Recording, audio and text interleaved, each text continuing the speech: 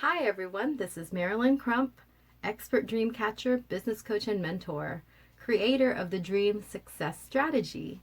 Today I want to talk to you about scheduling. So most of the questions I get is, Marilyn, you do so much. How do you do it all? You have 5 children. How do you do it all? You have so many work commitments. How do you do it all? And I see you everywhere and you're filming videos and you're doing podcasts. How do you do it? Okay. Scheduling, planning, big stuff. And so if you're looking at direction, relinquish, efficiency, that's what we're talking about today. Efficiency, action, and momentum. So let's talk about what do you use as a planner, because you have to plan and you need to write it down. And so this is my planner. I like book planners because, you can stick stuff in there. You could put it together and you could get a little nice, little ribbon to tell you where you're at this week. It's fantastic. And the kind of planner I get is the one from Barnes and Noble, and I've gotten it for the past 10 years or even more. But what I love about this planner is that it has the hours in there. This one's actually broken down to every half hour, starting from 7 a.m. and ending at 7:30 p.m. right there. And what I do is I block off certain things, and then as the day goes by, I kind of highlight how much time is left. So you've probably seen a video of me talk about this before, but I call it my sands of time method, okay? So what I'm doing is I'm taking a pen or a highlighter or something like that, and kind of at the beginning of the day, seeing how much time has gone by. So right now it's almost 8:30 in the morning, and so I've been up for a while. We'll talk about that. So we're here, and I'm gonna go down to 8:30. Okay, that just gives me a gauge of wow, already this much of my calendar is gone.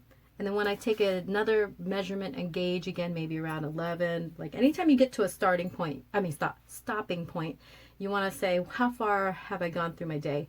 So at 11, I'll see that this much is taken up already. Time has already gone by. I'm not going to get that back. Okay? What I do have left is this. And then how am I going to make the most of this? And I tell people, think about being top heavy in your schedule.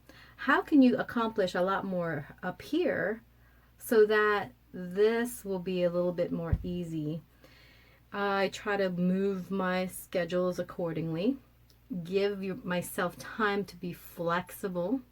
Here's what I used to, and I'm not sure if you do this. I used to schedule every little bit of time down, okay? I will do that for certain days. Believe me, I will micromanage the time frame for something very specific. Now, on a regular basis, I want to keep it as loose as possible, if that makes sense. I want to make sure that I'm putting it down on paper if I have to be somewhere, or if I have a commitment to be on a call with somebody, and that's going to go down in there first. And then what happens from there, I need to put space around it, because sometimes you need time to prep before it, or to get there before it. And then afterwards, leave a buffer, because it might go longer than you thought, or someone's later than expected, and so you can give them more time afterwards. And then 2, sometimes you just have to assimilate what you covered. Okay, so taking the time to do that while it's fresh is such a good thing. Now, here's another awesome thing. If you have a very, very, very, very busy schedule one day, try to make it not so busy the next day. Okay? I'm really talking to you entrepreneurs out there, because most of us don't have a regular 9 to 5, right? We're kind of working around the clock with our business. Raise your hand, but I like that working around the clock, right? It's not drudgery for me, because yes, I might technically be working all day, but there's so many great spaces in between all of that. Okay, what I do is kind of hey, what I like is when I leave it blank. I leave a certain section blank, and I go, what can I do right now?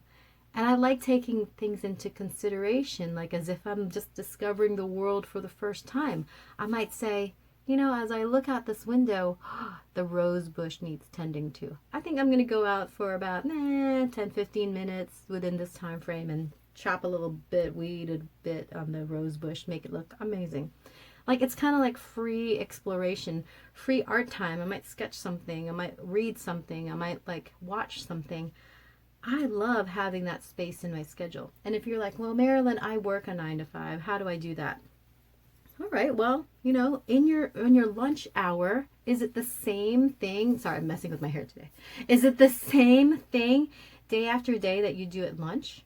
Is there any way you can shift it up and just kind of say, hey, you know what? Today during lunch, I'm going to listen to a podcast. I'm going to like read a book, or I'm just going to get lost in thought, but not lost in complaining.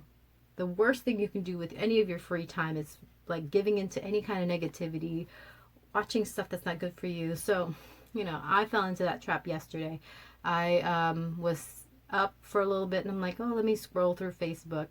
And one thing led to another, which led to another thing. And I was reading articles and it was very sad, the stuff I was reading. And then I gave myself nightmares because I process a lot of stuff, right? And so I need to not do that late at night. And I need to be able to like, I don't know, expel it somewhere else so that it doesn't clog up my brain and become part of my dreams, okay? Like, it's cool that you want to study certain things, but take it into assessment. And I should have been more careful. Anyway, back to the point I'm making about scheduling and calendars.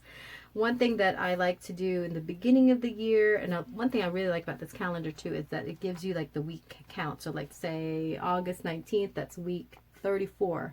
And if there's 52 weeks in a year, I want to be very efficient with how I spend those 52 weeks. That's only 52 weeks, right? So I have a little system. I'll have to do, you know what, there's already a video out there about that system. So I will share it at some point. But what you want to do is just kind of like list out your 52 weeks. Like, do you have a certain focus for each of those weeks? And, you know, it could be just for the month. You can say, hey, starting of a new month, there's 4 weeks in this month, you know, I want to make use of it, and here's how I'm going to do that. Like, here's my topics for the month, or, you know, topics for the week.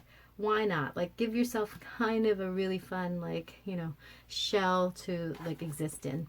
All right, so the other thing is I make sure that I track everything in written form, because you never know with technology. It might just go wonky on you one day and you can't access where you're supposed to be, or, you know, or it gets hacked or something like that. One thing about what I like about my calendar is that at a glance, I can quickly look at it. If I'm on the phone, I don't have to say, wait a minute.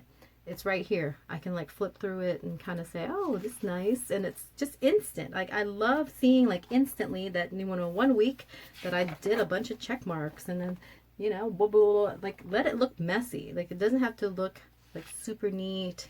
I want my calendar to look lived in, right? Like, I'm writing things down. I'm making smiley faces. I'm circling things. And I feel like I don't get that with a digital calendar.